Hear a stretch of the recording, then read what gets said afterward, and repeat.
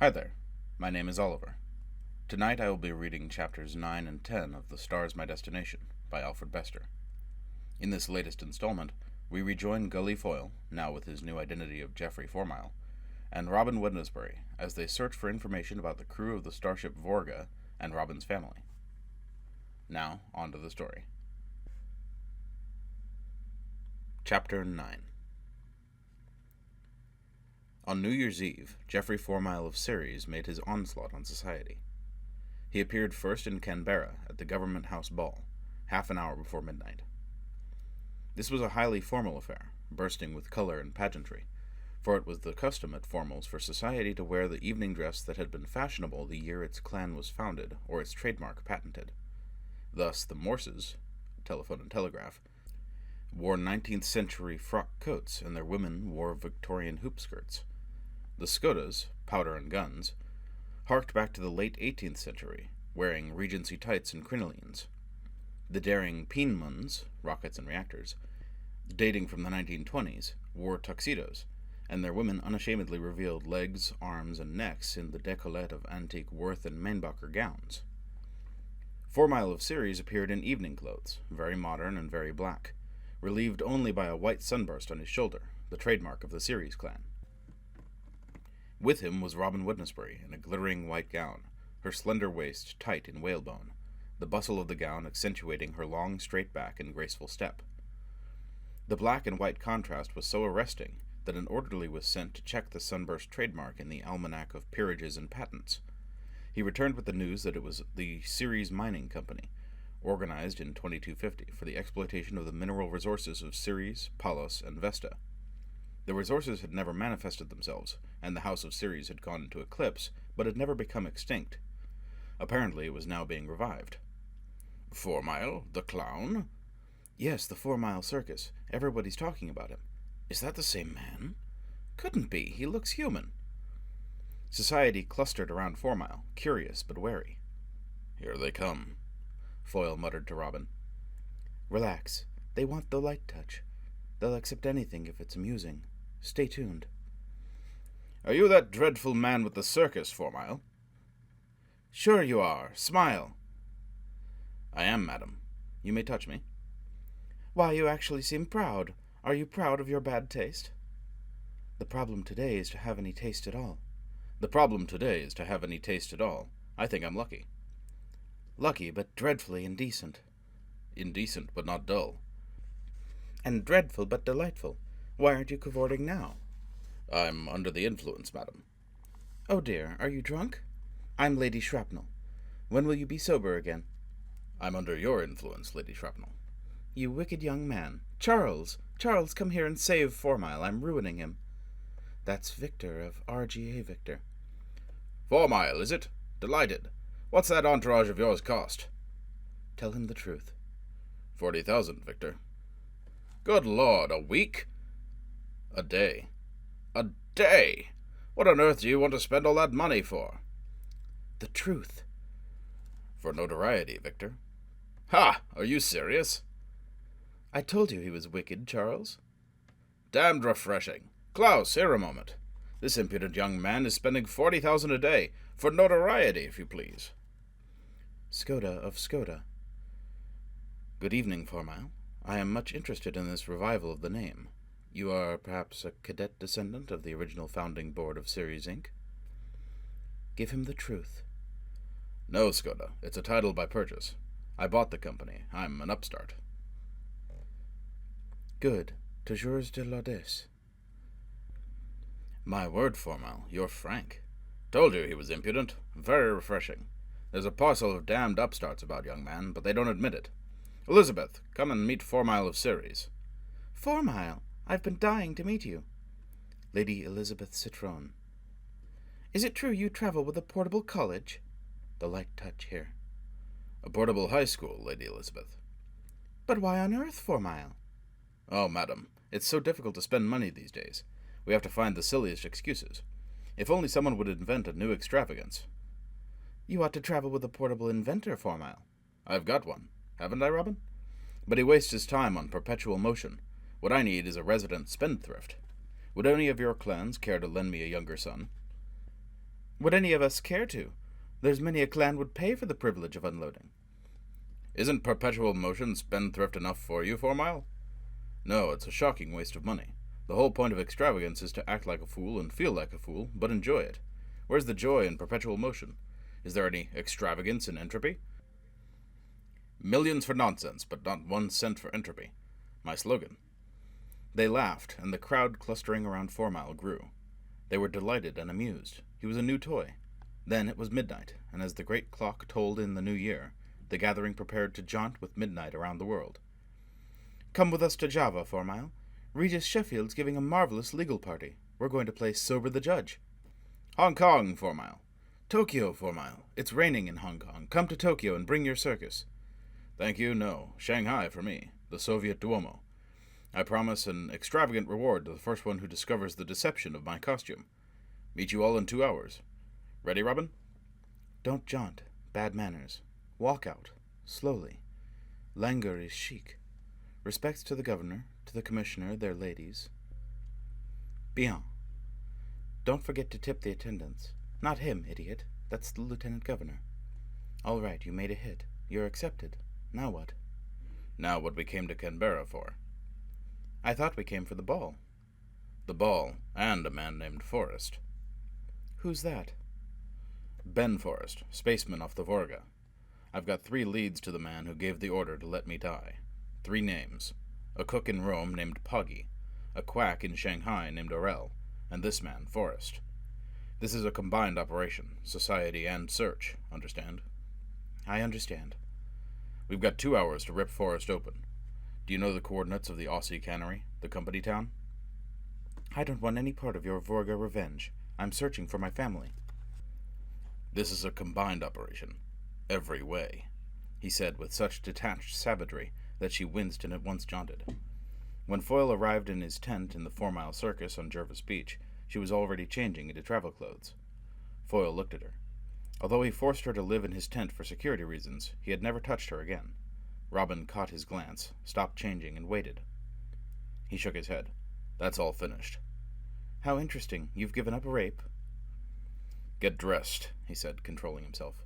Tell them they've got 2 hours to get the camp up to Shanghai.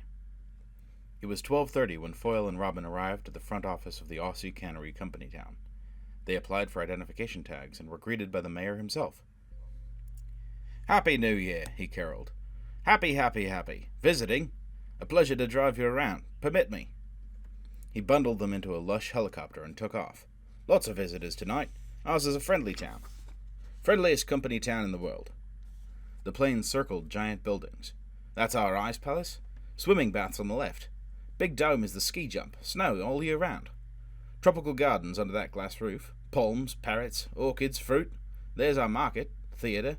Got our own broadcasting company too, 3D5S. Take a look at the football stadium. 2 of our boys made All-American this year. Turner at Right Rotney, and Otis at Left Thorpe. Do tell, Foyle murmured. Yes, sir, we've got everything. Everything. You don't have to jaunt around the world looking for fun. Aussie Cannery brings the world to you. Our town's a little universe. Happiest little universe in the world. Having absentee problems, I see. The mayor refused to falter in his sales pitch. Look down at the streets. See those bikes? Motorcycles? Cars? We can afford more luxury transportation per capita than any other town on earth. Look at those homes. Mansions. Our people are rich and happy. We keep them rich and happy. But do you keep them? What do you mean? Of course we... You can tell us the truth. We're not job prospects. Do you keep them? We can't keep them more than 6 months, the mayor groaned. It's a hell of a headache. We give them everything, but we can't hold on to them. They get the wanderlust and jaunt. Absenteeism's cut our production by 12%. We can't hold on to steady labour. Nobody can. There ought to be a law. Forest, you said. Right here. He landed them before a Swiss chalet set in an acre of gardens and took off, mumbling to himself. Foyle and Robin stepped before the door of the house, waiting for the monitor to pick them up and announce them. Instead, the door flashed red, and a white skull and crossbones appeared. A canned voice spoke. Warning. This residence is man-trapped by the Lethal Defense Corporation of Sweden, R77-23. You have been legally notified. What the hell? Foyle muttered. On New Year's Eve? Friendly, fella. Let's try the back. They walked around the chalet, pursued by the skull and crossbones flashing at intervals and the canned warning. At one side they saw the top of a cellar window brightly illuminated, and heard the muffled chant of voices. "The Lord is my shepherd, I shall not want." "Cellar Christians!" Foyle exclaimed. He and Robin peered through the window. 30 worshippers of assorted faiths were celebrating the new year with a combined and highly illegal service. The 24th century had not yet abolished God, but it had abolished organized religion. "No wonder the house is man-trapped," Foyle said. "Filthy practices like that. Look, they've got a priest and a rabbi, and that thing behind them is a crucifix." "Did you ever stop to think what swearing is?" Robin asked quietly. "You say Jesus and Jesus Christ. Do you know what that is?" "Just swearing, that's all. Like ouch or damn." "No, it's religion. You don't know it, but there are 2,000 years of meaning behind words like that." "This is no time for dirty talk," Foyle said impatiently. "Save it for later. Come on." The rear of the chalet was a solid wall of glass, the picture window of a dimly lit, empty living room. "Down on your face," Foyle ordered. "I'm going in." Robin lay prone on the marble patio. Foyle triggered his body, accelerated into a lightning blur, and smashed a hole in the glass wall. Far down on the sound spectrum he heard dull concussions. They were shots. Quick projectiles laced towards him. Foyle dropped to the floor and tuned his ears, sweeping from low bass to supersonic until at last he picked up the hum of the man-trap control mechanism. He turned his head gently, pinpointed the location by binaural DF, wove in through the stream of shots, and demolished the mechanism. He decelerated. "Come in, quick." Robin joined him in the living room, trembling. The cellar Christians were pouring up into the house somewhere, emitting the sounds of martyrs. "Wait here," Foyle grunted. He accelerated, blurred through the house, located the cellar Christians in poses of frozen flight, and sorted through them. He returned to Robin and decelerated. "None of them is Forrest," he reported. "Maybe he's upstairs. The back way, while they're going out the front. Come on." They raced up the back stairs. On the landing, they paused to take bearings. "Have to work fast," Foyle muttered. "Between the shots and the religion riot, the world and his wife will be jaunting around asking questions." He broke off. A low mewling sound came from a door at the head of the stairs. Foyle sniffed. "Analog," he exclaimed. "Must be Forrest. How about that? Religion in the cellar and dope upstairs." "What are you talking about?" "I'll explain later. In here. I only hope he isn't on a gorilla kick." Foyle went through the door like a diesel tractor. They were in a large, bare room. A heavy rope was suspended from the ceiling. A naked man was entwined with the rope, midway in the air. He squirmed and slithered down the rope, emitting a mewling sound and a musky odor. "Python," Foyle said. "That's a break. Don't go near him. He'll mash your bones if he touches you." Voices below began to call. "Forrest, what's all the shooting?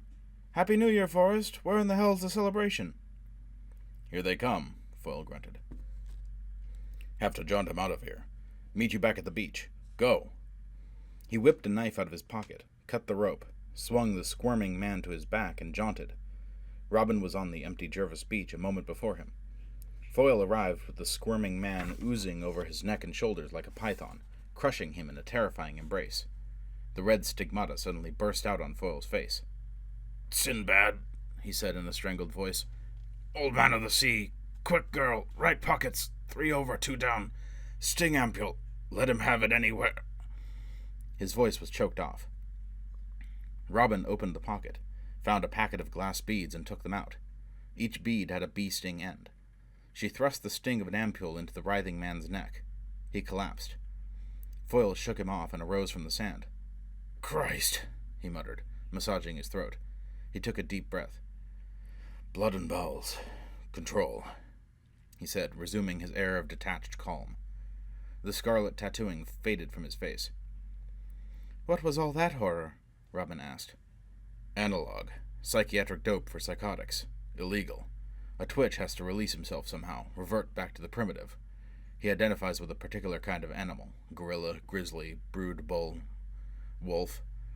Takes the dope and turns into the animal he admires. Forrest was queer for snakes, seems as if." "How do you know all this?" "Told you I've been studying. Preparing for Vorga. This is one of the things I learned. Show you something else I've learned. If you're not chicken-livered. How to bring a twitch out of analog." Foyle opened another pocket in his battle overalls and got to work on Forrest. Robin watched for a moment, then uttered a horrified cry, turned and walked to the edge of the water. She stood, staring blindly at the surf and the stars, until the mewling and twisting ceased, and Foyle called to her. "You can come back now." Robin returned to find a shattered creature seated upright on the beach, gazing at Foyle with dull, sober eyes. "You're Forrest?" "Who the hell are you?" "You're Ben Forrest, leading spaceman, formerly aboard the pristine Vorga." Forrest cried out in terror. "You were aboard the Vorga on September 16th, 2436? The man sobbed and shook his head. "On September 16 you passed a wreck, out near the asteroid belt. Wreck of the Nomad, your sister ship.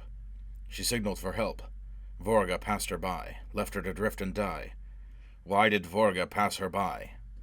Forrest began to scream hysterically. "Who gave the order to pass her by?" "Jesus, no! No! No!" "The records are all gone from bonus and wig files. Someone got to them before me. Who was that? Who was aboard Vorga? Who shipped with you? I want officers and crew. Who was in command?" "No!" Forrest screamed. "No!"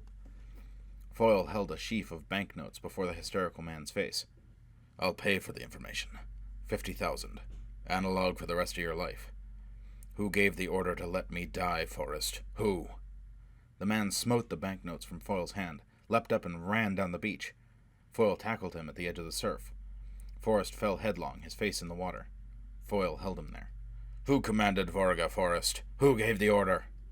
"You're drowning him," Robin cried. "Let him suffer a little. Water's easier than vacuum. I suffered for 6 months. Who gave the order, Forrest?" The man bubbled and choked. Foyle lifted his head out of the water. "What are you, loyal? Crazy? Scared? Your kind would sell out for 5,000. I'm offering 50. 50,000 for information, you son of a bitch, or you die slow and hard." The tattooing appeared on Foyle's face. He forced Forrest's head back into the water and held the struggling man. Robin tried to pull him off. "You're murdering him!" Foyle turned his terrifying face on Robin. "Get your hands off me, bitch! Who was aboard with you, Forrest? Who gave the order? Why?" Forrest twisted his head out of the water. 12 of us on Vorga!" he screamed. "Christ save me! There was me and Kemp!" He jerked spasmodically and sagged. Foyle pulled his body out of the surf. "Go on. You and who? Kemp? Who else? Talk!" There was no response. Foyle examined the body. "Dead," he growled. "Oh, my God! My God!" "One lead shot to hell, just when he was opening up. What a damned break." He took a deep breath and drew calm about him like an iron cloak. The tattooing disappeared from his face. He adjusted his watch for 120 degrees east longitude. "Almost midnight in Shanghai. Let's go. Maybe we'll have better luck with Sergei Orel, pharmacist's mate off the Vorga. Don't look so scared. This is only the beginning. Go, girl. Jaunt." Robin gasped. He saw that she was staring over his shoulder with an expression of incredulity. Foyle turned. A flaming figure loomed on the beach, a huge man with burning clothes and a hideously tattooed face. It was himself. "Christ!" Foyle exclaimed. He took a step towards his burning image, and abruptly it was gone. He turned to Robin, ashen and trembling. "Did you see that?" "Yes." "What was it?" "You." "For God's sake, me! How is that possible? How—" "It was you." "But—" He faltered, the strength and furious possession drained out of him. "Was it an illusion? Hallucination?" "I don't know. I saw it too." "Christ almighty! To see yourself face to face. The clothes were on fire, did you see that? What in God's name was it?" "It was Gully Foyle," Robin said. "Burning in hell." "All right," Foyle burst out angrily. "It was me in hell, but I'm still going through with it. If I burn in hell, Vorga'll burn with me." He pounded his palms together, stinging himself back to strength and purpose. "I'm still going through with it, by God. Shanghai next. Jaunt!" Chapter 10. At the costume ball in Shanghai, 4 Mile of Ceres electrified society by appearing as Death in Durer's Death and the Maiden, with a dazzling blonde creature clad in transparent veils.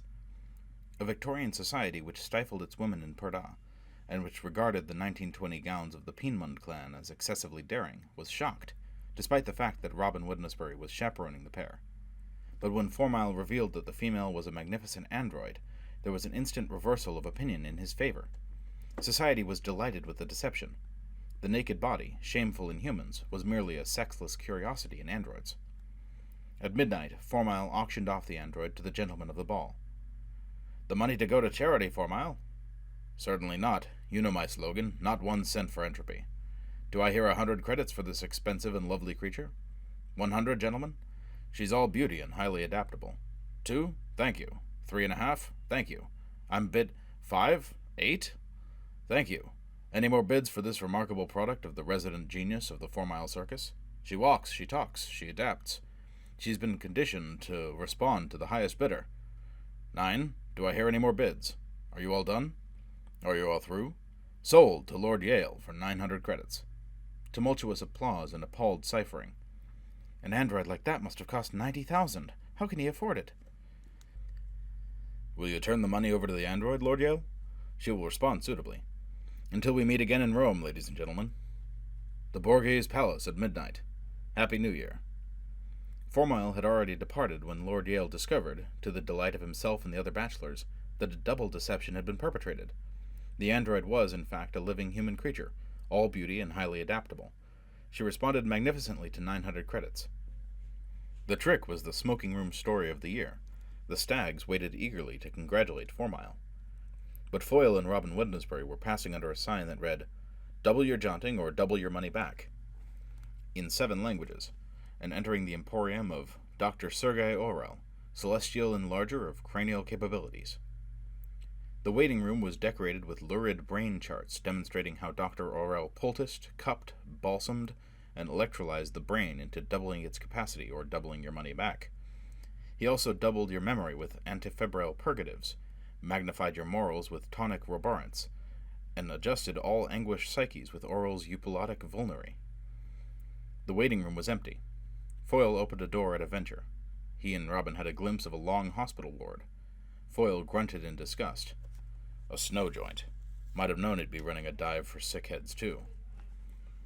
This den catered to disease collectors, the most hopeless of neurotics. They lay in their hospital beds, suffering mildly from illegally induced parameasles, paraflu, and paramalaria, devotedly attended by nurses in starched white uniforms, and avidly enjoying their illegal illness and the attention it brought. "Look at them," Foyle said contemptuously. "Disgusting. If there's anything filthier than a religion junkie, it's a disease bird." "Good evening," a voice spoke behind them. Foyle shut the door and turned.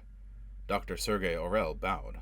The good doctor was crisp and sterile in the classic white cap, gown, and surgical mask of the medical clans, to which he belonged by fraudulent assertion only. He was short, swarthy, and olive-eyed, recognizably Russian by his name alone. More than a century of jaunting had so mingled the many populations of the world that racial types were disappearing. "Didn't expect to find you open for business on New Year's Eve," Foyle said. "Our Russian New Year comes 2 weeks later," Dr. Orel answered. "Step this way, please." He pointed to a door and disappeared with a pop. The door revealed a long flight of stairs. As Foyle and Robin started up the stairs, Dr. Orel appeared above them. "This way, please." "Oh, one moment." He disappeared and appeared again behind them. "You forgot to close the door." He shut the door and jaunted again. This time he reappeared high at the head of the stairs. "In here, please." "Showing off," Foyle muttered. "Double your jaunting or double your money back. All the same, he's pretty fast. I'll have to be faster." They entered the consultation room. It was a glass-roofed penthouse. The walls were lined with gaudy but antiquated medical apparatus. A sedative bath machine, an electric chair for administering shock treatment to schizophrenics, an EKG analyzer for tracing psychotic patterns, old optical and electronic microscopes. The quack waited for them behind his desk. He jaunted to the door, closed it, jaunted back to his desk, bowed, indicated chairs, jaunted behind Robin's and held it for her, jaunted to the window and adjusted the shade, jaunted to the light switch and adjusted the lights, then reappeared behind his desk. 1 year ago, he smiled, I could not jaunt at all. Then I discovered the secret, the salutiferous abstersive, which... Foyle touched his tongue to the switchboard wired into the nerve endings of his teeth. He accelerated. He arose without haste, stepped to the slow-motion figure. behind the desk, took out a heavy sap, and scientifically smote Aurel across the brow, concussing the frontal lobes and stunning the jaunt center. He picked the quack up and strapped him into the electric chair. All of this took approximately 5 seconds. To Robin Wednesbury, it was a blur of motion. Foyle decelerated. The quack opened his eyes, stirred, discovered where he was, and started in anger and perplexity. "You're Sergei Aurel, pharmacist's mate off the Vorga," Foyle said quietly.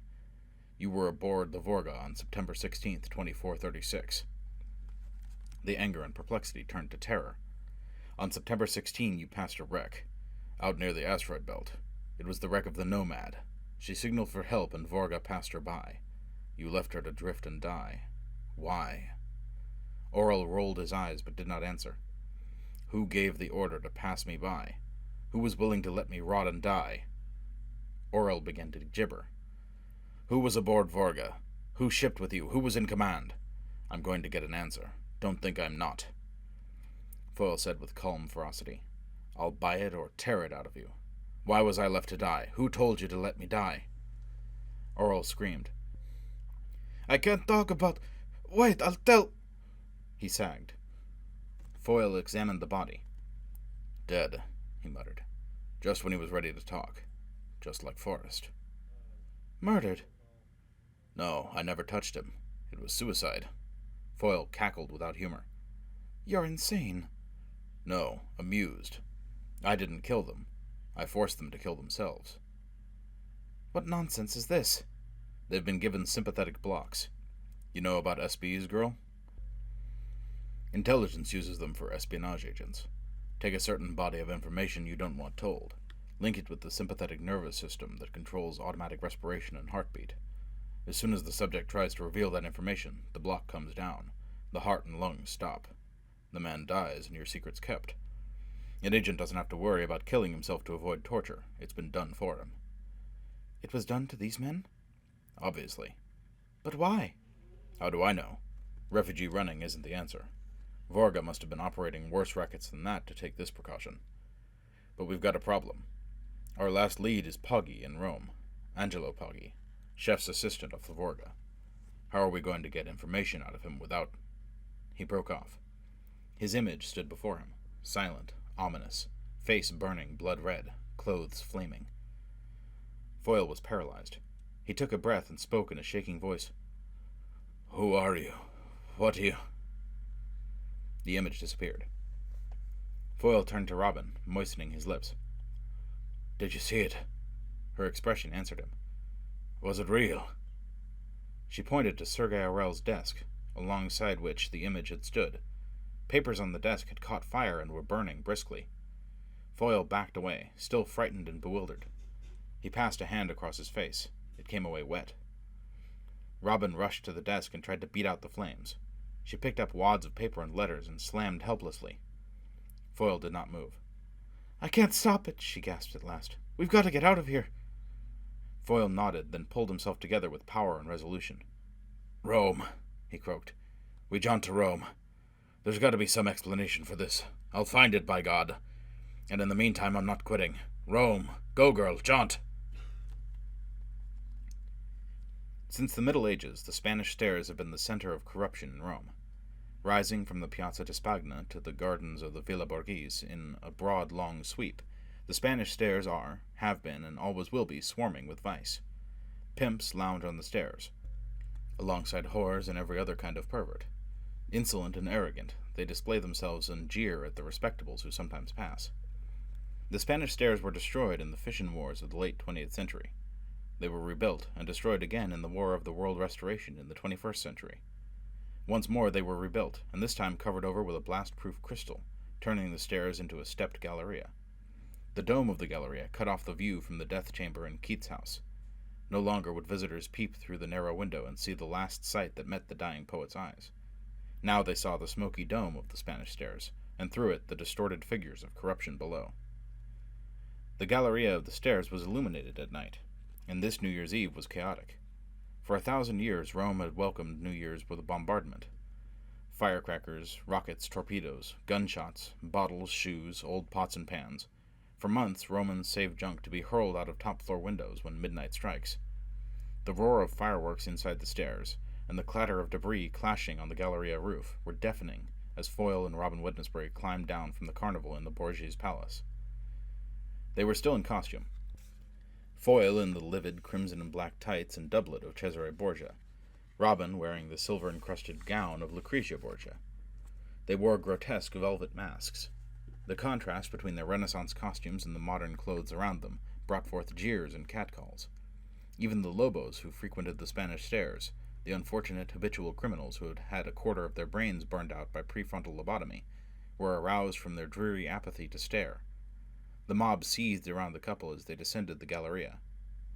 "Poggy," Foyle called quietly. "Angelo Poggy." A bawd bellowed anatomical adjurations at him. "Poggy. Angelo Poggy." Foyle was impassive. "I'm told it can be found on the stairs at night. Angelo Poggy." A whore maligned his mother. "Angelo Poggy. 10 credits to anyone who brings me to him." Foyle was ringed with extended hands, some filthy, some scented, all greedy. He shook his head. "Show me first." Roman rage crackled around him. "Poggy. Angelo Poggy." After 6 weeks of loitering on the Spanish stairs, Captain Peter Yang Yovel at last heard the words he had hoped to hear. 6 weeks of tedious assumption of the identity of one Angelo Poggy, chef's assistant off the Vorga, long dead, was finally paying off.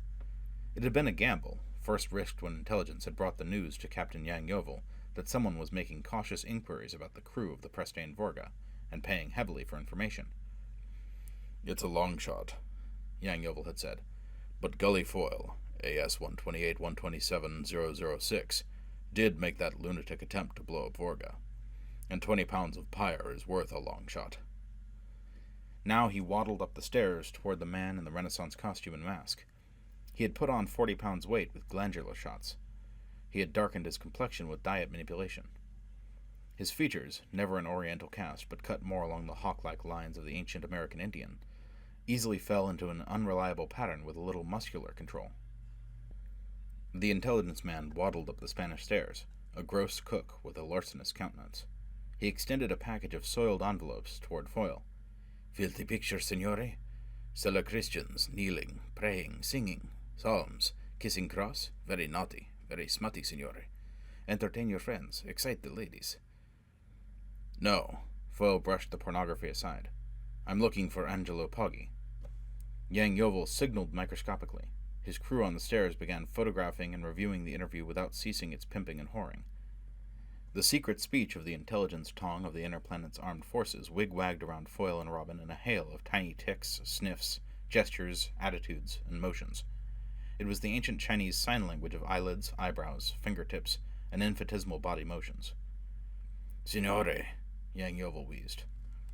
"Angelo Poggy?" "Si, signore, I am Angelo Poggy." Chef's assistant off the Vorga. Expecting the same start of terror manifested by Forrest and Orel, which he had last understood, Foyle shot out a hand and grabbed Yang Yovel's elbow. "Yes?" "Si, signore," Yang Yovel replied tranquilly. "How can I serve your worship?"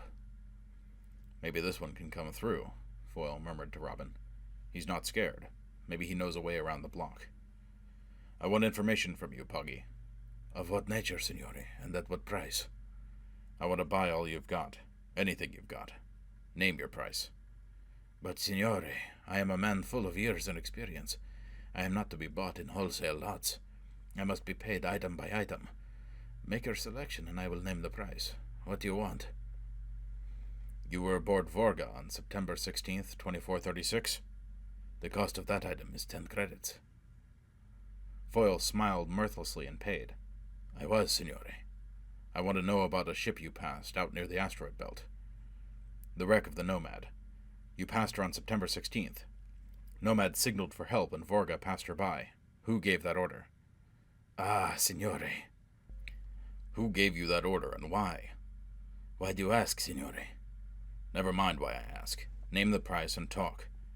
"I must know why a question is asked before I answer, signore." Yang Yovel smiled greasily. "And I will pay for my caution by cutting the price. Why are you interested in Vorga and Nomad and this shocking abandonment in space? Were you perhaps the unfortunate who was so cruelly treated? He's not Italian. His accent's perfect, but the speech pattern's all wrong. No Italian would frame sentences like that. Foyle stiffened in alarm. Yang Yovel's eyes, sharpened to detect and deduce from minutiae, caught the change in attitude. He realized at once that he had slipped somehow. He signaled to his crew urgently. A white-hot brawl broke out on the Spanish stairs. In an instant, Foyle and Robin were caught up in a screaming, struggling mob. The crews of the Intelligence Tong were past masters of this OP-1 maneuver, designed to outwit a jaunting world. Their split-second timing could knock any man off balance and strip him for identification. Their success was based on the simple fact that between unexpected assault and defensive response, there must always be a recognition lag. Within the space of that lag, the Intelligence Tong guaranteed to prevent any man from saving himself. In 3/5 of a second, Foyle was battered, kneed, hammered across the forehead, dropped to the steps, and spread-eagled. The mask was plucked from his face, portions of his clothes were torn away, and he was ripe and helpless for the rape of the identification cameras. Then, for the first time in the history of the Tong, their schedule was interrupted. A man appeared, straddling Foyle's body. A huge man with a hideously tattooed face and clothes that smoked and flamed. The apparition was so appalling that the crew stopped dead and stared. A howl went up from the crowd on the stairs at the dreadful spectacle. "The Burning Man! Look, the Burning Man!" "But that's Foyle," Yang Yovel whispered. For perhaps a quarter of a minute the apparition stood, silent, burning, staring with blind eyes. Then it disappeared. The man spread-eagled on the ground disappeared too. He turned into a lightning blur of action that whipped through the crew, locating and destroying cameras, recorders, and all identification apparatus. Then the blur seized the girl in the Renaissance gown and vanished. The Spanish stairs came to life again, painfully, as though struggling out of a nightmare. The bewildered intelligence crew clustered around Yang Yovel. "What in God's name was that, Yo?" "I think it was our man, Gully Foyle. You saw that tattooed face." "And the burning clothes." "Looked like a witch at the stake." "But if that burning man was Foyle, who in the hell are we wasting our time on?" "I don't know. Does the Commando Brigade have an intelligence service they haven't bothered to mention to us?" "Why the Commandos, Yo?" "You saw the way he accelerated, didn't you? He destroyed every record we made." "I still can't believe my eyes." "Oh, you can believe what you didn't see, all right.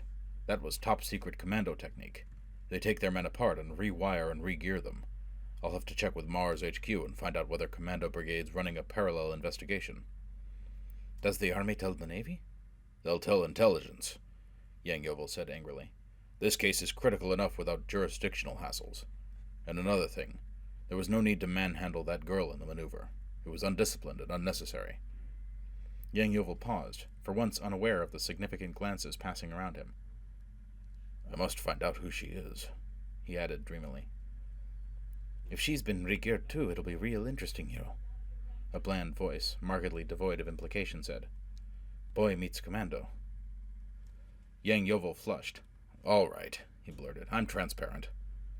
"Just repetitious, Yo. All your romances start out the same way. There's no need to manhandle that girl. And then, Dolly Quaker, Jean Webster, Gwyn Roget, Marion—" "No names, please," a shocked voice interrupted. "Does Romeo tell Juliet?" "You're all going on latrine assignment tomorrow," Yang Yovel said. "I'm damned if I'll stand for this salacious insubordination. No, not tomorrow, but as soon as this case is closed." His hawk face darkened. "My God, what a mess. Will you ever forget Foyle standing there like a burning brand? But where is he? What's he up to? What's it all mean?"